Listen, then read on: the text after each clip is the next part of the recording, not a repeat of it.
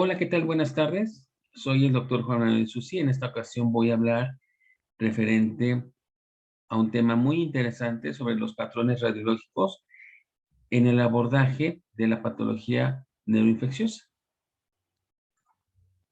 Muy bien. Eh, Trabajo en el Hospital de Oncología, Centro Médico Nacional Siglo XXI, en Salud Digna también.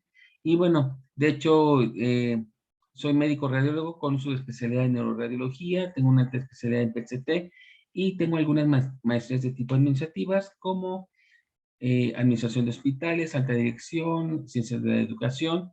Tomé lo que es un diplomado de Derecho Sanitario, como actualmente estoy tomando un doctorado en salud pública.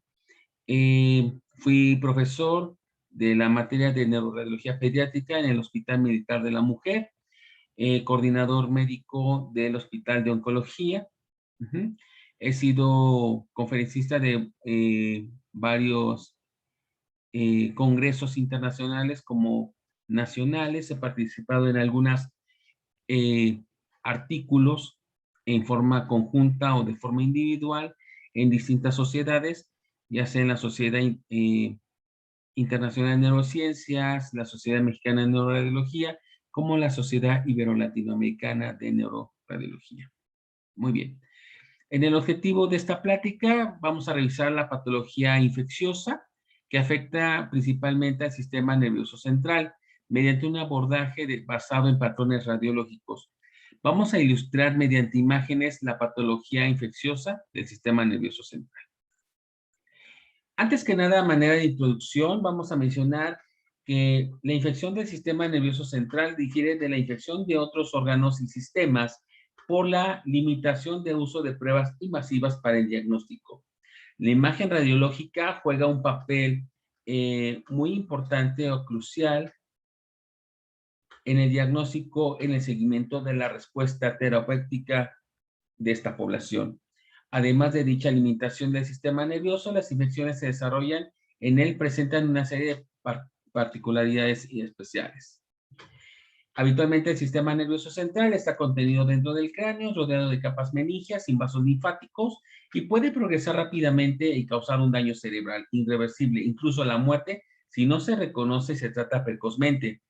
Se manifiestan por alteraciones de la conciencia, dolor de cabeza, otros signos de hipertensión intracraneana, vómito, convulsiones y focalidad neurológica. El análisis del líquido cefalorraquídeo es una herramienta diagnóstica muy útil. La vía de diseminación habitualmente puede ser por una inoculación directa, ya sea por un traumatismo o una cirugía, por una extensión de continuidad desde un foco infeccioso adyacente a través del oído medio, senos paranasales, mastoides, ¿de acuerdo?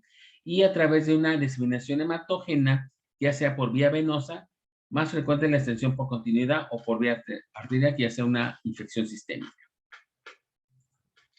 La clasificación de las infecciones del sistema nervioso central las podemos dar como de acuerdo al agente etiológico, entre ellos lo que es la infección piógena, lo que es la infección viral, fúngica, infección por parásitos, infección por inflamación granulomatosa.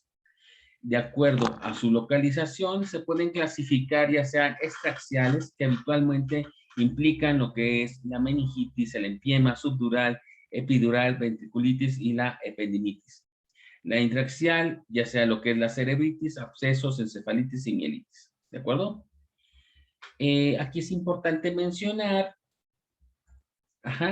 que según un autor llamado Aiskin, existen 5 patrones básicos para abordar lo que es la patología, en lo que es la lesión extraxial, lo que es la lesión del real anillo, la lesión del lóbulo temporal, la lesión de los ganglios basales y la alteración de la sustancia blanca. Como una lesión extraxial, tenemos en primer lugar lo que es el edema epidural. Origen más frecuente en el caudado o sinusitis frontal. La extensión puede ser de vía directa con erosión ósea o vía venosa retrógrada. Otras etiologías posibles pueden ser lo que es una cirugía reciente, traumatismo, mastoiditis, y habitualmente por clínica vamos a ver la presencia de coloraciones purulentas que se sitúan por fuera de la dura madre, por lo que los pacientes tienen un curso más benigno e insidioso que aquellos que empiezan con un empiema subdural. Y aquí nos llama la atención la presencia de una imagen, ¿de acuerdo? Completamente heterogénea con un reforzamiento de tipo anular en esta secuencia de T1 con gadolinio en cortes axiales, en la cual, si vamos viendo los cortes, se forma como una especie de una colección en la cual está reforzando de forma anular. Vean, completamente va a tener un centro hipointenso en su interior. Sin embargo, si lo observamos en la secuencia de T2, en un corte coronal dicha lesión, se va a observar una imagen completamente hiperintensa, con gadolino puede reforzar de manera muy importante de forma anular, y vean en la secuencia FLAIR puede generar también datos de edema por el proceso inflamatorio. El empiema subdural es una emergencia médica y requiere intervención neuroquirúrgica de inmediato. El origen más frecuente puede ser lo que es la sinusitis a través del seno frontal, muy frecuentemente. Mastoiditis, traumatismo previo con hematoma infectado, posteocranectomía, complicación de meningitis, y por imagen puede ser una lesión completamente semilunar que no respeta las suturas y cruza la línea media. Vean completamente una imagen completamente ocupante de espacio extraxial, la cual está ejerciendo discretamente efecto de masa, la cual se comporta hipodensa con un reforzamiento discretamente de tipo anular. Ajá. Vean, se extiende hacia lo que es el lóbulo temporal. Puede tener edema, ¿de acuerdo? En la resonancia magnética, vean completamente en lo que son la lesión completamente en forma semilunar, en este corte coronal con gadolinio de T1, vean completamente, está ejerciendo efecto de volumen, ajá, y sobre todo puede haber, en algunas ocasiones se puede acompañar en las flechitas rojas, está mencionando, que puede haber acompañarse de un infarto venoso. Sobre todo eso se llega a generar por el proceso inflamatorio que hay, el edema, hay una compresión de vasos y esto nos puede agravar más el problema. Y aquí a su vez, si lo vemos en difusión, pues nos está informando que hay presencia de una zona de restricción, que precisamente hay una zona, puede ser de isquemia, ¿de acuerdo? En el T2 puede haber completamente datos de zonas de mayor hiperintensidad, ¿de acuerdo? Y sobre todo, las flechas verdes nos está indicando que hay un reforzamiento de tipo meningio, ¿de acuerdo? La leptomeningitis se define como una inflamación aguda o crónica de las capas meningias.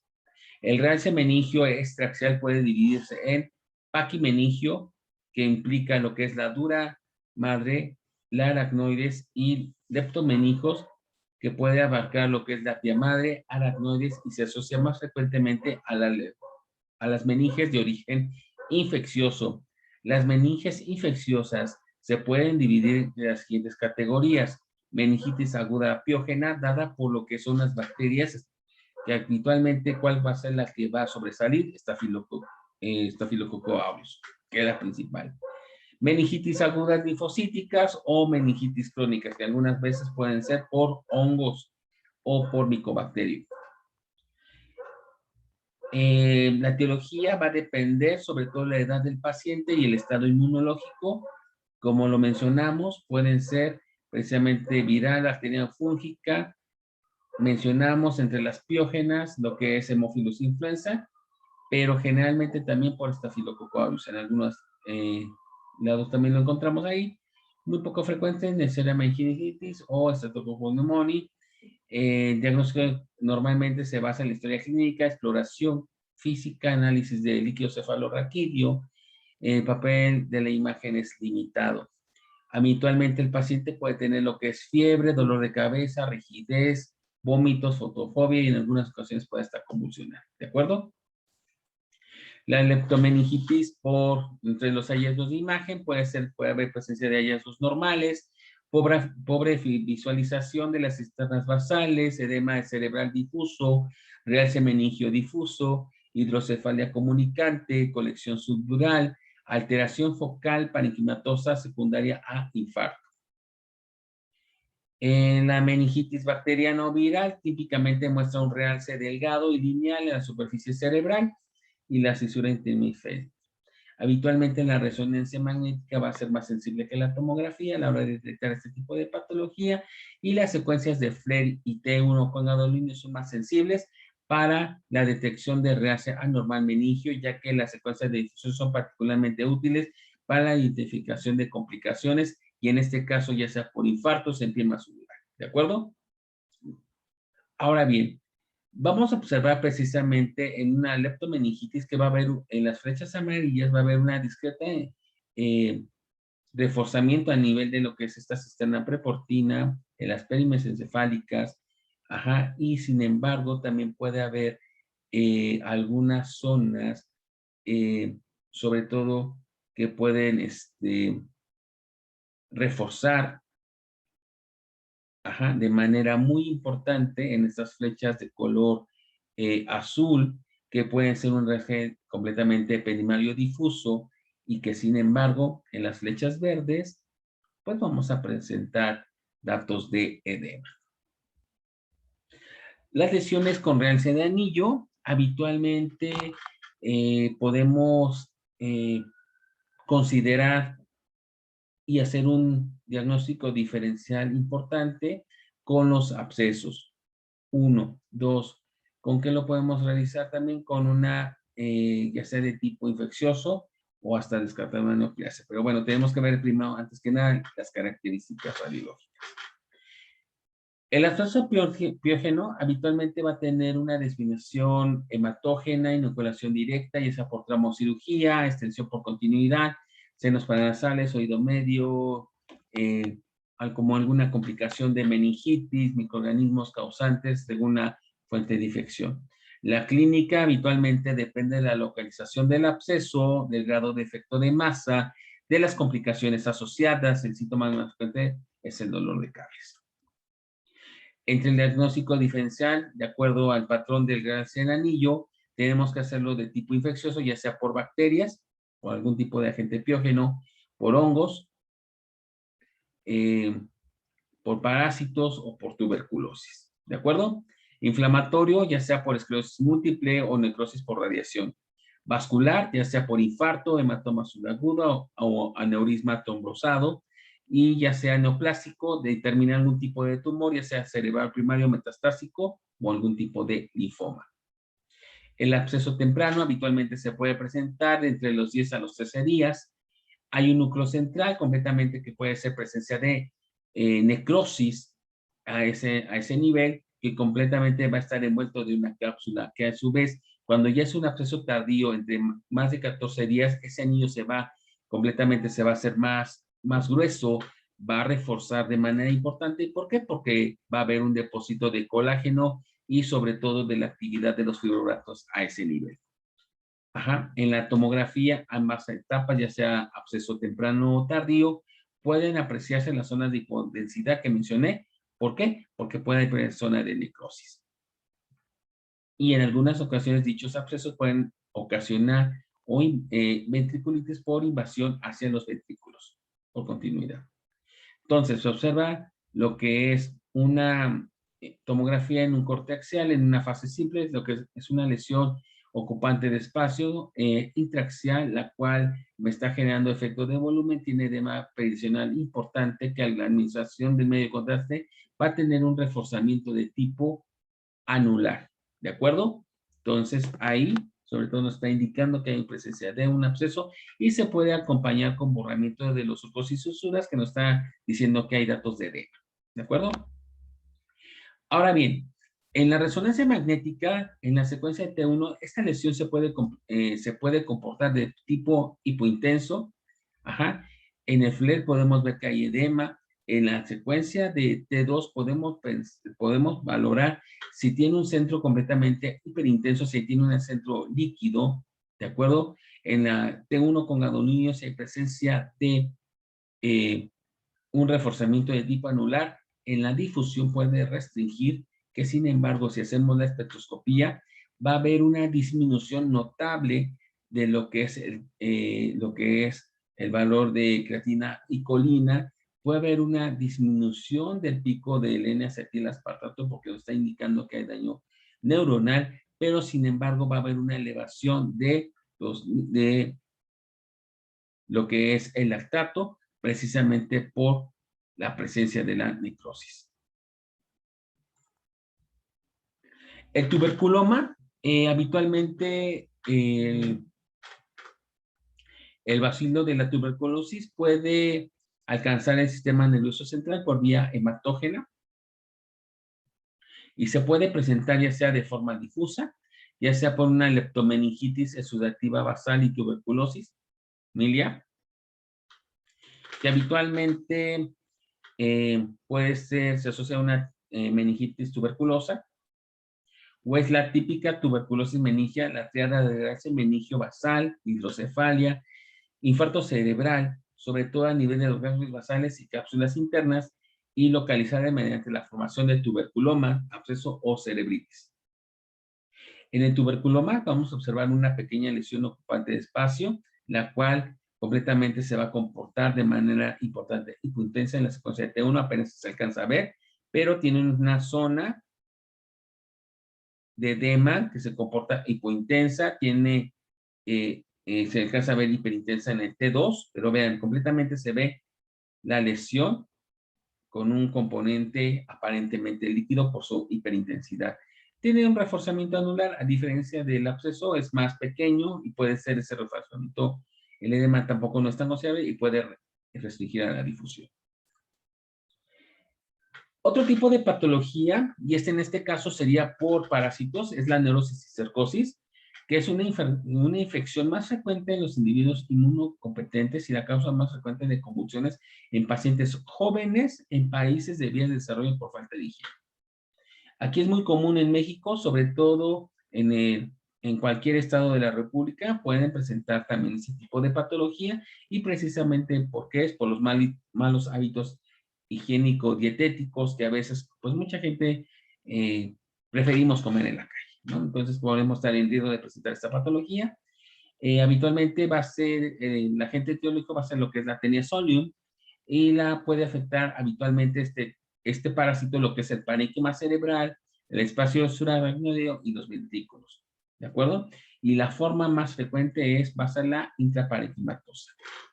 Entonces, en estas imágenes de resonancia magnética, en esta secuencia de T1, vean completamente en las cisternas prepontinas pulvares, prácticamente se observan unas imágenes que a su vez parecen una especie como de vesículas.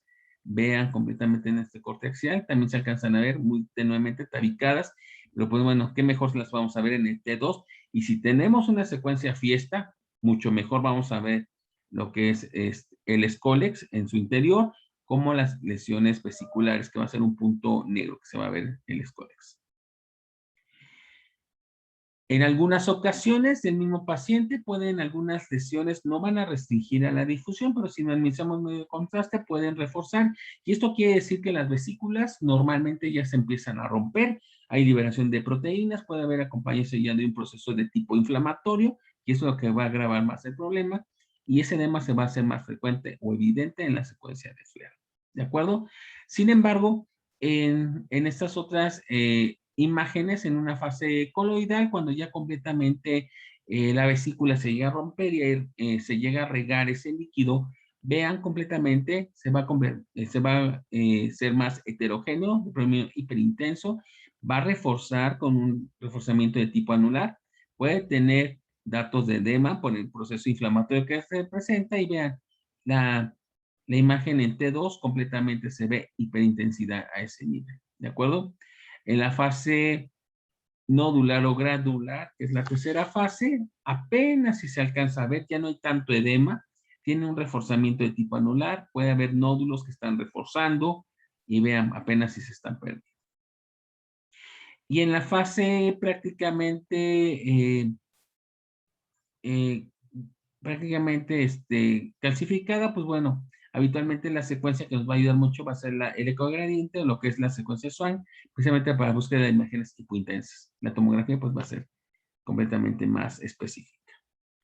Ahora bien, En el caso de los hongos, como lo que es la aspergilosis cerebral, también nos pueden formarnos algunas lesiones muy similares a los abscesos, pero dichas lesiones, si se dan cuenta, va a tener sobre todo un reforzamiento pobremente de tipo anular. Va a estar presente el anillo, pero va a reforzar pobremente, ¿de acuerdo? No va a haber tanto edema a diferencia del otro.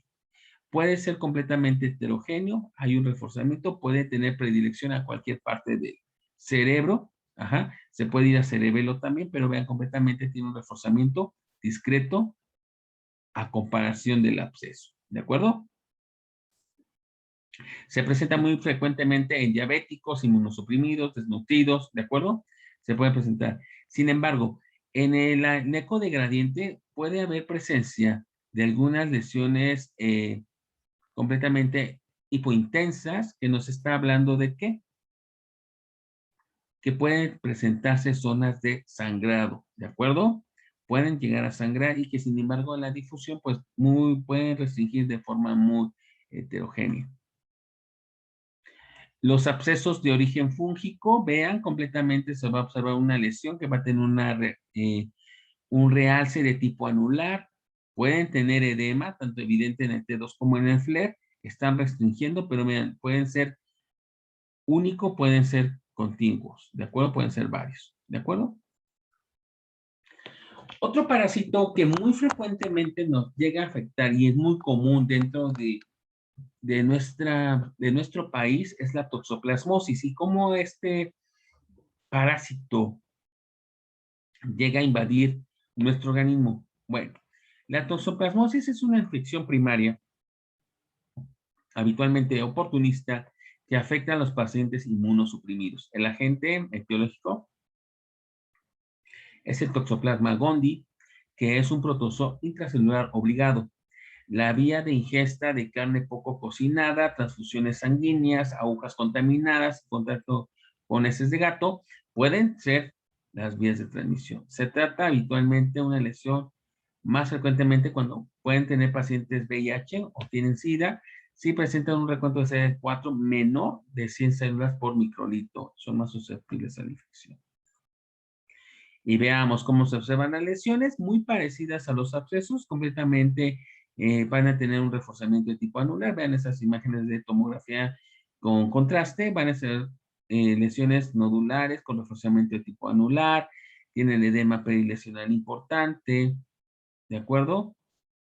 Pueden completamente en la resonancia magnética, pueden comportarse en T1 completamente hipointensas, en el FLER tienen poco edema, en el T1 con un reforzamiento anular, están restringiendo la difusión, ¿de acuerdo? Y sin embargo, cuando ustedes administran el medio de contraste y agrandan la imagen, algo muy característico es que puede presentar un nódulo en su interior. Muchas ocasiones, si no valoramos adecuadamente la lesión que tiene el reforzamiento y hay presencia de nódulo, no podemos hacer diagnóstico diferencial. Entonces, esa es una pista muy importante para mencionar que podemos detectar la toxoplasmosis, por no decir nada más. Ahora, vamos a observar que también las lesiones pueden irse hacia la médula espinal y se comportan en una secuencia de T2 de columna cervical. La médula completamente se va a tener nódulos hipointensos con zonas de mayor intensidad por un proceso inflamatorio. Una mielitis puede presentar. El EMDA es una enfermedad inflamatoria desmielizante de curso agudo monofásico. La etiología generalmente va a estar dada muy reciente por vacunación que provoca una reacción de un ataque inmunológico y que normalmente afecta a los niños y adultos jóvenes. La clínica generalmente va a ser de tipo inespecífica y sobre todo se va a manifestar en algunas imágenes, en estas imágenes de FLAIR, ya completamente se va a observar unas lesiones de tipo hiperintensas, pueden ser algunas grandes, irregulares, que pueden invadir tanto lo que es la sustancia blanca de forma asimétrica y pueden invadir también cerebelo, ¿de acuerdo? Pueden estar completamente, pueden ser únicas o pueden ser varias, pueden invadir parte de lo que es la sustancia blanca como parte de la corteza también, ¿de acuerdo? Hay unas en la secuencia de FLAIR las podemos detectar de manera importante y vean completamente en la secuencia de T2, vean que va a haber zonas de mayor intensidad en la sustancia blanca profunda. ¿De acuerdo? En la médula espinal, vean completamente, va a haber un aumento en su diámetro de la médula con zonas de mayor intensidad en su interior en la secuencia de T2 y prácticamente en la secuencia de T1 con gadolino pueden formarse algunas lesiones de tipo nodulares que están reforzando de manera homogénea. La encefalitis vírica, las causas más frecuentes son el virus del herpes 1, el 2, el herpes zóster, arbovirus y los enterovirus. La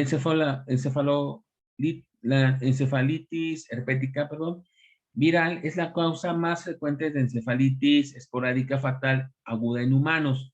La etiología puede ser mayor del 90% de los casos. El vector es el virus del herpes simple, mientras que el virus del herpes simple 2 supone el resto. Resulta de la reactivación del virus en el ganglio de Geyser. Y habitualmente la infección se extiende a través de las ramas meningias del nervio trigémino, lo que explica la predilección por el lóbulo temporal. Clínicamente, el paciente presenta fiebre, dolor de cabeza, convulsiones, déficits neurológicos y focales. Y vean, completamente en estas imágenes de tomografía en estos cortes axiales, llama la atención precisamente una zona de menor densidad a nivel del lóbulo temporal, de manera importante. Puede haber presencia de edema, hay borramiento de los surcos y fisuras a ese nivel y completamente, pues el aspecto digitiforme completamente se pierde. En las secuencias de resonancia magnética, si se dan cuenta, en una secuencia de FLIR, puede haber completamente zonas de mayor hiperintensidad, ya sea aquí en lo que es, sobre todo aquí, lo que nos está llamando, sobre todo lo que son los que están marcando lo que son las flechas verdes, a nivel lo que es el hipocampo en sus distintos segmentos, ¿de acuerdo? Vean completamente parte del lóbulo temporal, hay unas zonas de mayor intensidad. En la difusión pueden restringir de manera importante y pueden tener también un reforzamiento muy tenue de tipo giral. ¿Ok? Otra patología es la enfermedad de Kreutzfeldt-Jakob, que es una enfermedad neurodegenerativa rara caracterizada por una demencia rápidamente progresiva y la etiología causada por infección por una proteína llamada prion. ¿Cómo se va a comportar? Puede haber lesiones completamente hiperintensas de forma de distribución difusa en la sustancia blanca profunda, evidentes en la secuencia FLAIR, pueden ser periventriculares, pueden también completamente, también zonas de mayor intensidad en la sustancia blanca profunda, en algunas ocasiones, pues pueden restringir, pero muy rara vez, ¿de acuerdo? Por mencionar. La encefalopatía por VIH es una enfermedad neurodegenerativa progresiva que resulta de la infección directa de células mononucleares del sistema nervioso central y células de la microglia, lo cual induce a la activación microglial y pérdida de la mielina, muerte neuronal y proliferación astroglial. La etiología puede ser de una infección de VIH y clínicamente los síntomas incluyen lo que es la demencia subcortical y cognitiva, alteraciones del comportamiento o complejo demencia SIDA.